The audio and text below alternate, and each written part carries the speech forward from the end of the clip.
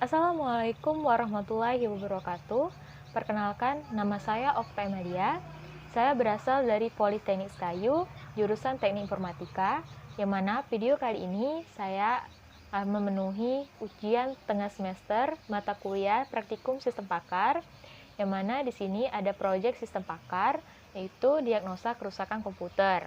Terdapat dua pilihan diagnosa, yaitu yang pertama, diagnosa kerusakan pada power supply, yang kedua diagnosa kerusakan pada PGA.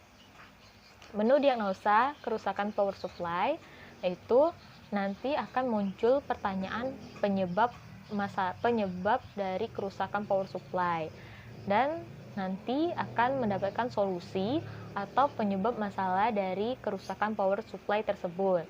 Nah, pada menu diagnosa kerusakan PGA sama dengan kerusakan power supply, sama muncul pertanyaan penyebab dari kerusakan PGA dan akan mendapatkan solusi atau penyebab masalah dari kerusakan PGA tersebut. Di sini sistem pakar tersusun dari dua bagian, yaitu lingkungan pengembangan yang merupakan digunakan untuk memasukkan pengetahuan pakar ke dalam lingkungan sistem pakar. Yang kedua, lingkungan konsultasi yang digunakan oleh pengguna yang bukan pakar. Nah, lalu terdapat 5 komponen sistem pakar, yaitu yang pertama, knowledge representation atau representasi pengetahuan. Merupakan pengetahuan yang diatur sebagai aturan atau frame dan disimpan secara elektronik dalam basis pengetahuan. Di sini proyek sistem pakar diagnosa kerusakan komputer menggunakan model pohon keputusan. Nah, yang kedua yaitu basis pengetahuan. Basis pengetahuan adalah suatu jenis data yang dipergunakan untuk manajemen pengetahuan. Basis data ini menyediakan fasilitas untuk koleksi organisasi dan pengambilan pengetahuan terkomputerisasi. Nah, pada diagnosa komputer ini, proyek ini terdiri dari fakta dan aturan. Fakta, masalah, macam gejala, penyebab kerusakan. Aturannya yaitu rule untuk proses interferensi. Aturan dan fakta berelasi dalam tabel yang sama. Yang ketiga yaitu mesin inferensi. Mesin inferensi merupakan pusat pengambilan keputusan pada sistem pakar dengan penyesuaian fakta-fakta pada memori dengan basis pengetahuan untuk mendapatkan kesimpulan dan jawaban. Metode pada mesin inferensi yaitu menggunakan deep first search, yaitu penelusuran kaidah secara mendalam dari simpul akar lalu bergerak menurun ke tingkat yang berurutan.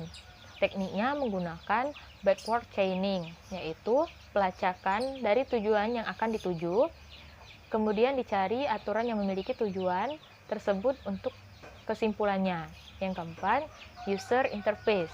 User interface merupakan mekanisme komunikasi antara pengguna user dengan sistem antarmuka.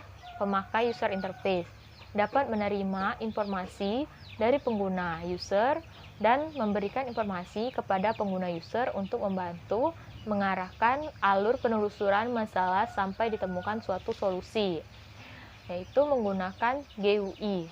GUI merupakan sistem antarmuka yang memungkinkan manusia berinteraksi dengan komputer melalui tampilan grafis, yaitu pengguna berinteraksi dengan sistem melalui tampilan di layar.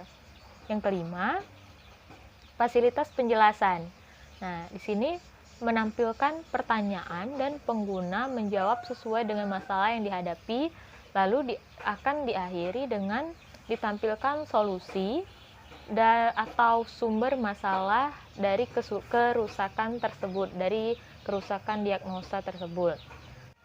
Baiklah, misal di sini saya akan memilih diagnosa kerusakan pada power supply. Akan muncul pertanyaan yaitu apakah ada listrik yang masuk? Misal jawab iya.